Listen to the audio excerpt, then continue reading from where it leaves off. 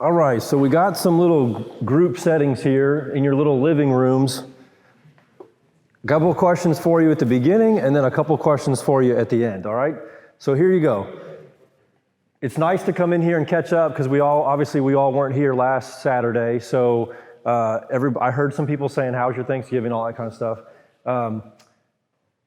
Discuss the question at your seat of what your favorite item is on the menu for Thanksgiving dinner. Go ahead. What's your favorite? Go ahead. Discuss with each other. Got it? So now my next question for you is, I'm curious if any of your answers differed between each other. I have a question. Did anybody have baked macaroni at Thanksgiving? So at least half of the room. Okay. Did anyone have mirlitons? Less than half of the room. Exactly. Mirlitons, stuffed mirlitons. Sometimes there's an R in it and sometimes there's not. I walked into Winn-Dixie. What is it? You guys don't really live in St. Bernard Parish, do you? Southern Yankees. I walked into Winn-Dixie the week before Thanksgiving, and there was one of the stock guys in the produce aisle had a 5-gallon bucket, and he was dumping bucketfuls into the tray by the produce of mirlitons. Yep. All right. We'll talk about that next year. Did anybody have? Huh? It is. Okay. Mirlitons. Did anybody have a veggie tray? You did? I have never had that. We were at my mom's house. She busted out, here's the tray, cut the vegetables up. I'm like, what is this for? What a waste of space in my stomach. But anyway, okay, I was just curious. My point in asking that was to know that some around this room, there's a few different tastes and there's a few different priorities and menu items. Does anybody know why the tradition is that we eat turkey on Thanksgiving? Yes. What is it? There was too many of them. That's what I read. There's some different theories out there. A couple weeks ago, we went to get trees. 3 weeks ago, before the gathering, there was a tree giveaway at Dockville, and I saw this bird, and I was like, Nora, take a picture. Look how big this fat thing is. Okay, so what's the story? There was too many of them. And the president made the comment, yeah. So I read a couple articles, and there's a debate if it was like fowl or pheasant that, way back when we're actually talking about the traditional Thanksgiving dinner, if that's what Indians and Pilgrims did or whatever. But yes, in the years following that, to make the tradition in the U.S., it was very easy to breed turkeys, like to get them to reproduce, but also there was plenty of them. All right, so maybe that's how your turkey looked. Maybe it's not how your turkey looked. The guy that smoked one over here. My point in putting this picture up and asking you these questions is to get into this text, Isaiah, and unfortunately, I can hear Shauna saying to me, like kind of Debbie Downer. I don't mean to be negative today, but I wanted to tell you, I put this pretty picture up here with the place settings and everything's great, to just call out the fact that not everybody's Thanksgiving looked that good. So a couple weeks ago, I was sitting by the pastor, Sandra's her first name, from Gethsemane, okay? We were at a meeting together. We're sitting down, and we were talking about Thanksgiving because she made an announcement, Thanksgiving baskets, all that stuff. And then she said, by the way, coming up in a couple weeks, we're going to do our blue service. She wanted everybody in the room to know that they were offering this. And I remember thinking that she meant blue service like law enforcement blue. Like, hey, we know that sometimes deputies can't get to church on a normal Sunday. We just want to offer you guys your own service. I thought that's what she meant, and I forgot. Last year, I went to this service by myself. There was like 3 people in the room. It was very quiet, very dark in the room, and very somber. Her point in offering this and calling it a blue service is the fact that this is not everybody's favorite time of year. And we say Thanksgiving is great. It's leading into the holidays, Cyber Monday. There's so much going on right now. There's Christmas parties coming up. There's dance recitals coming up. We were just looking at the slides. There's so much in the month of December. So much jammed in, action-packed stuff for families to do and kind of the supposed tos that we're supposed to do for each other. But unfortunately, the reality is it's just not always peaches and cream for everybody. So I wanted to talk through a passage in Isaiah that I came across. So if you want to flip in your phone or your Bible, go to Isaiah chapter 1. I got 3 questions today. Say what, so what, and now what? First question is say what? What does the passage say? I came back from break. I was reading through Ecclesiastes, Song of Solomon, and then Isaiah, and I didn't even get through chapter 1 and knew this is what I wanted to talk about today. Isaiah 1 starts with the vision of Isaiah. He's about to say something kind of ugly, so let me read. I have a commentary by Heschel on Isaiah, or on the prophets. Prophets do not speak in the name of a personal experience or an inner illumination. They speak in the name of a divine experience, of a divine event. Inspiration is more than an act that happens to the prophet. Inspiration is a moment of the prophets being present at a divine event. I read that because of the word divine, meaning this is not some harebrained idea that the prophet or the speaker came up with. Instead, it is something that they feel convinced that God has absolutely given them and interacted with him in not just a divine vision, but a divine event. Kind of sets the stage for what he's about to say. Verse 2, Isaiah chapter 1, verse 2. Hear, O heavens, and give ear, O earth, for the Lord has spoken. One commentary said, that is more than just saying, hear ye, listen up everybody. For him to say, to call out to the heavens, hear, O heavens, and call out to the earth is a big deal. That's a lot of clout. It's a pretty major phrase. For the Lord has spoken, children have I reared and brought up, but they have rebelled against me. Children, or the word sons there, I have reared. The word gadol is the Hebrew word. It means to become great, powerful, praiseworthy, magnified, and brought up. The point there is to say that a child, even though the reader, we should think of a juvenile, we should think of a young kid, we should also realize that the transition has taken place, that the child is no longer a child. They've been put up, they've been kicked out of the nest, they've been graduated, okay? Maturity, that kind of thing. Children have I reared and brought up, but they have rebelled against me, turned against me, transgressed, rebelled, trespass, offend, break away, turn away, or quarrel. The ox knows its owner, the donkey its master's crib. The reason the word ox is used there, again, what I said about verse 2 is you're thinking about a child in verse 2, but verse 3 makes the point that it's not the word calf that's used. It's not a young animal, okay? But it also doesn't say oxen. A lot of times in Scripture we think about 2 oxen coming together under one yoke, right? Being matched up to pull or to do work. That's not what it says. It's not a group, it's a single person. And so that's supposed to take the transition from verse 2 to verse 3 to tell all of us reading this that this is about you, one person. This is not about a kid, this is about a mature adult that knows better, okay, is I guess the what I'm going for here. They have rebelled against me. The ox knows its owner. The word know there is yada. And it's interesting, Matt's not here. So, what did you say, Alex? You know it? Yada, yada, yada. Do you guys know what the word to know is in this context? Yeah, your neck hurting you? Come on, man, don't ask permission. Turn if you need to turn. Do your thing. I don't want to look at your left ear anyway. Sorry, Justin. Sorry, Lindley. Do you guys remember what this means? He said yada, yada, yada. Do you remember what that reference is? You want to explain that? What's the reference to? Huh? Seinfeld, yeah. You guys are staring at me like, okay, you know what I'm talking about? On that show, Jerry or whoever, they're like, hey, I met somebody new. Oh yeah, you met somebody? We went back to their place and yada, yada, yada, okay? That's what they would say on the show. Well, that's to paint the picture of what this word to know means. It means to know somebody intimately, to get to know them, and to be obviously very well acquainted. Well, the ox knows its owner. This reminds us of the sheep knows their shepherd's voice. Comprende? All right? There's a familiarity there that's pretty deep. But the point in what I read from a commentary from a rabbi was, when you read the ox knows its owner, that it doesn't matter if an ox was purchased, the ox was taken for a debt and acquired that way, or it was a new ox that was born and it stayed with them.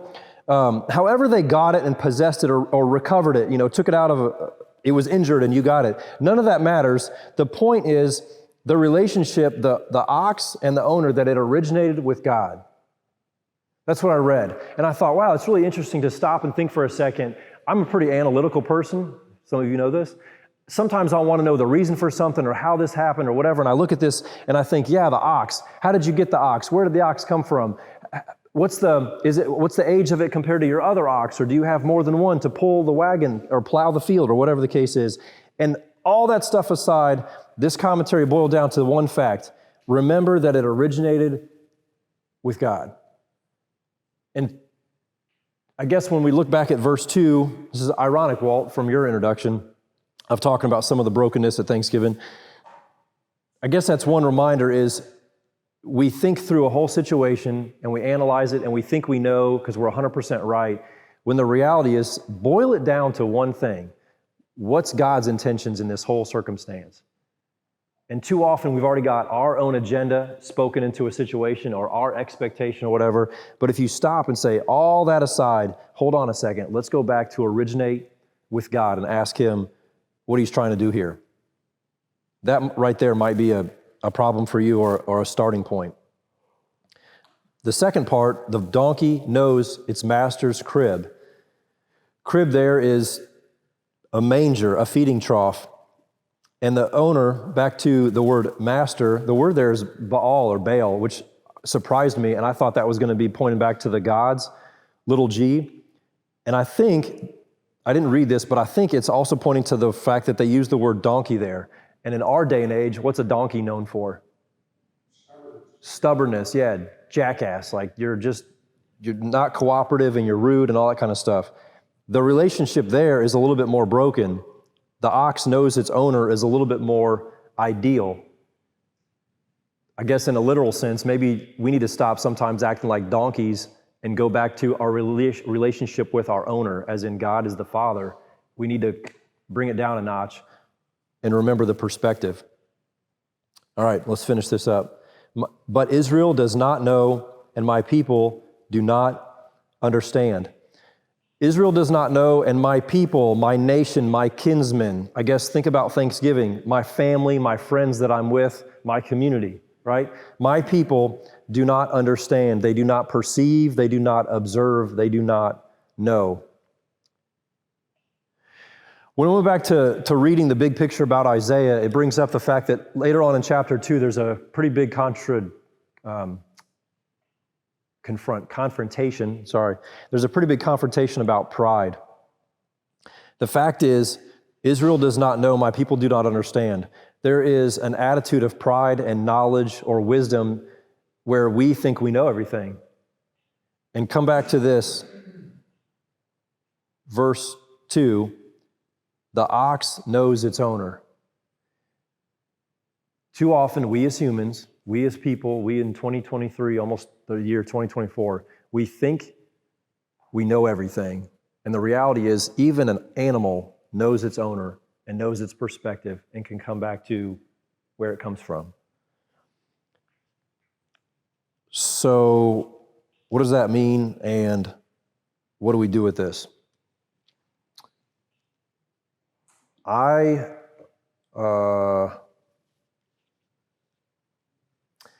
felt like on Thanksgiving break, we went to Indianapolis, saw friends and family. I looked at a couple people and the conversation was kind of awkward.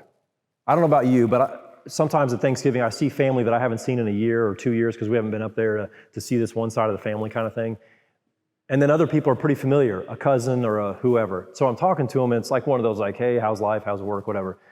And there was times where you couldn't even make eye contact with somebody because there was just an awkwardness. Or I looked at this one, and I'm literally telling you, I looked at this one cousin and I felt like I could literally see in their eyes a brokenness. Like there was some hurt. And I didn't know what to do with that. I remember telling Shauna while we were driving away to go to someone else's house, it just felt like I just knew that they were just not in a good place with God and where their faith was. And it was awkward, it was hard, it was difficult. And it kind of took me back to that perfect turkey picture. Not everything is all roses and peaches and cream, like I said. So I guess I just kept asking myself, well, what does that mean? And coming back to the idea of a passage like Isaiah, where there's this reminder of just know where you come from and know whose you are, who you belong to. And that got me asking the question, well, what do we do when, like a sermon a couple weeks ago, I put a slide up here of, that. I don't know about you, but when you're not here, you can go back and watch these on YouTube. I had gone back to watch this sermon from Matt a couple weeks ago, and it was the role of man.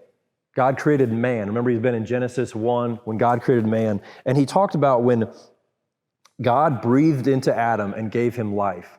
Yes? Comprende? Or tracking with me? All right. He was very adamant and just realize, pause sometimes and realize the holiness of that moment. That God spoke, breath and life, and that's why it comes back to when we talk, when we say, you remember this? When we say God's name, Yod, He, Vav, He is how Yahweh is spelled. When we say that, every breath that we take and every word that we say to other people, we have the opportunity to speak life into them and speak encouragement and speak blessing, or we have the opportunity to literally spit vomit. That's how ugly we are sometimes in the things that we say. And when I go back to this and ask the question, what did God do when he breathed life into Adam, when he gave him the breath of life? He absolutely enabled him to live. And I thought to myself, okay, well, what does that mean for you? Do you, Aaron, rely on God's absolute strength and breath to be here today? I was talking, and actually Heather heard me say this, I was talking a couple weeks ago about the idea of what versus why. At Shauna's little graduation, and Eric was there too, and Carol was there, I was talking about how all these citizens learned about what deputies do, what they do.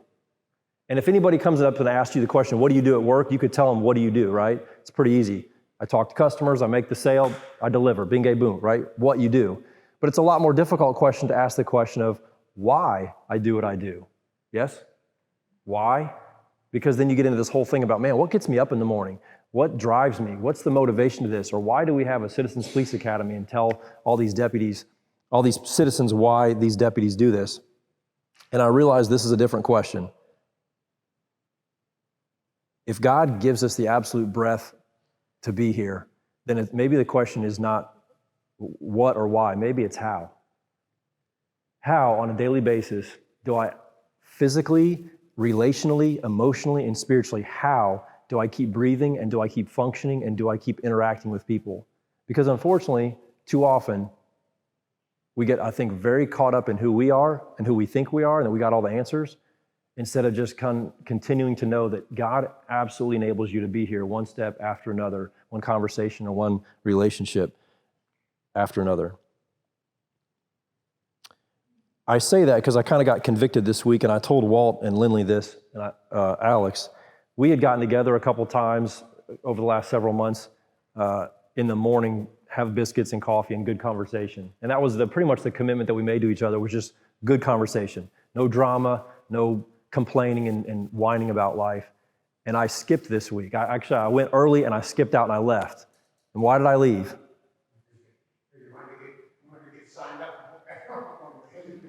I went to sign up for overtime, okay?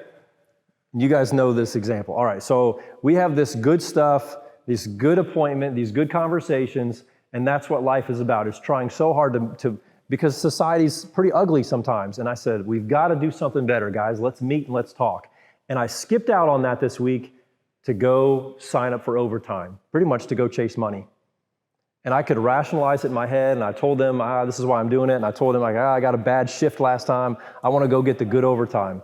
And I realized it's not the end of the world. We can rationalize why we do certain things, but the premise of that whole thing is to realize I was chasing money. And I was convicted. And later on, I saw John at work, and I had to tell him, sorry, man, maybe that wasn't the best thing. It's not the end of the world, but it wasn't the best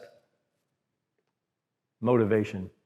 And it comes back to this question of, how are you doing this, Aaron? Are you doing, not perfect, but are you doing these moments that you know are breathing life into yourself and into each other? Or are you chasing money? What's the next slide? So now what? I want to tell you this one last story. This is a couple years ago, went to visit friends in Indianapolis, and probably one of my best friends from childhood, from high school, had just checked himself into rehab. I don't know if you've ever known somebody that's done that, but life has to be pretty bad for you to step away from your family, or for them to tell you that you need to go, and to step away from your job and all of your whatever commitments and your routines and go away, take a time out. We happened to be up there at we were there on a Saturday. I went with another guy, a good friend of mine, and we went and visited this dude. Talked, it was awkward, it was hard. It sucked, but that was Saturday. Sunday morning, we went to a church service. And him and his wife went there, and my parents went there and all this. So we're literally standing there, and 2 or 3 rows in front of me is his wife. And the song comes up, something about love God and life's great and whatever. And I stopped singing. And I was standing there looking at the screen, and I'm looking at his wife, and his daughter was right next to it, and his sister-in-law was right next to her, so she had a little bit of help or support or whatever. And I look over at Shauna, and I'm just thinking, can't sing this. I know God's good, and I know He's loving, and I know He's bigger than this whole thing, but right now, life is not good for this couple and this family that's been torn apart. So I'm standing there, and my jaw was locked up, and I'm thinking, am I about to burst out into tears right now? Because this is terrible, the reality that they're living in right now. Sermon, service ended, we start to leave, and I see her. And I had told Sean, I said, I got to go give her a hug after this. And I start to walk up to her, and again, I lump in my throat this big, and I couldn't talk. I pointed at her. It's pretty awkward. I pointed to Shauna, and Shauna said, he wants to give you a hug. The problem with that was, yeah, I did, but I didn't want to give her a hug. I wanted her husband to give her a hug. And I wanted life to be normal, and I wanted everything to be perfect, and for that not to be their reality right then. And I wanted the perfect roasted turkey with all the fixings and place settings. I wanted life to be peachy, and it wasn't, and it was hard. And the conversations over the last couple of years with him have continued, and they had some rough times. I tell you that story because was it the end of the world? No. Their marriage survived, sobriety, life, new job, all that kind of stuff. And he's been able to move on. But it's a pretty hard reality when we think life should be one way and it's not. One last story. We left and came back here from this Thanksgiving break. We had not even been home 24 hours. And we had seen one of Shauna's cousins. Great people, great conversation. He just texted me when I walked in here this morning. He sends a text that says, their daughter's best friend was just killed in a car accident. High school girl, spends tons of time at their house. He said felt like a second daughter. That was Sunday. Monday, we talked. They stayed home from school. He stayed home from work. Wednesday, we texted and talking. How do you go from Thursday and Friday, Thanksgiving weekend, everything is peachy keen and life is great? And these 2 kids take off in a car, not speeding, nothing crazy, not being stupid, literal accident. And she's gone. And I don't tell you that to be super emotional. I don't tell you that to exaggerate. I just tell you because it's one more example where Thursday, Thanksgiving, might have been peachy. Christmas in 3 weeks or whatever it is, not peachy. It's going to be terrible. It already is terrible. Their world has been turned upside down. So I don't know where you find yourself in that kind of chasm or breadth, but I got a couple questions. You're in your groups. What's the hardest thing that's going on for you right now? I say that not to bring up drama, but I say it because it's easy to come in here or to go to work and to talk to people and say, how was your holiday? And for people to say, good, blah, blah, blah, blah, blah. But it's another thing to be authentic and to be, what's the other word I'm looking for? Genuine and transparent. Reality. Yeah. And not to be a negative reality, but to be an honest reality, right? To say life does not always have the perfect picture of roasted turkey, etc. Sometimes it's hard. And I don't want to say society, and I don't want to say cell phones, I don't want to say social media. We're a part of it. We put pressure on ourselves. We put pressure on each other. We have Friday night we have Friday night Sabbath dinner at our house. I have an expectation on us to have our house pristinely cleaned, decorated for Christmas. Y'all come over, and we're all wearing an apron and come on in, and right? Y'all know that is not the perfect reality, and I'm thankful that sometimes we know each other in this room well enough to know that that's not always the perfect reality. So I wanted to ask a question and give you guys a chance in your little groups to say, if you can, just one piece, what's the hardest thing you're facing right now? Okay? I know it's kind of hard, but go ahead if somebody wants to start in your circles sharing that tough question.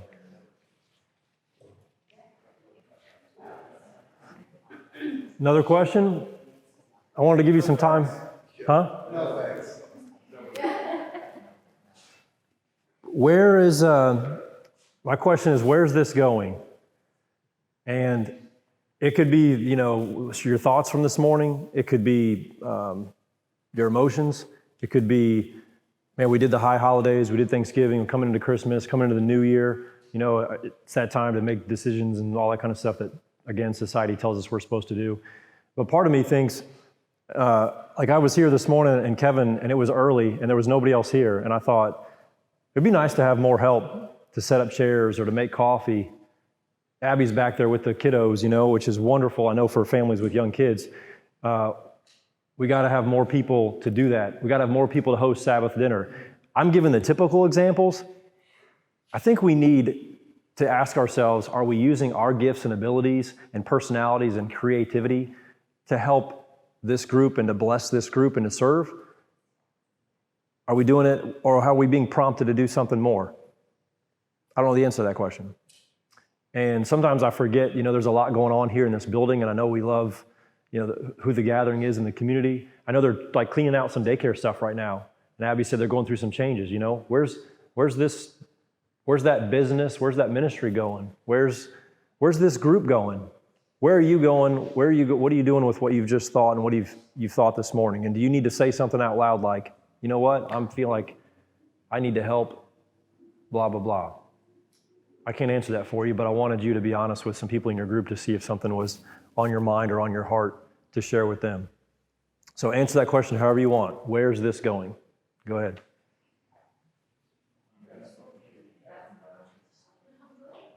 Last thing, not to cut you off, just to add maybe one little wrinkle of awkwardness. It's one thing to sit here and talk, and it's one thing to sit here and make plans, but I also want to make sure we set this time apart and try to give that to God. So the word would be ordain it, set this apart for God's purposes.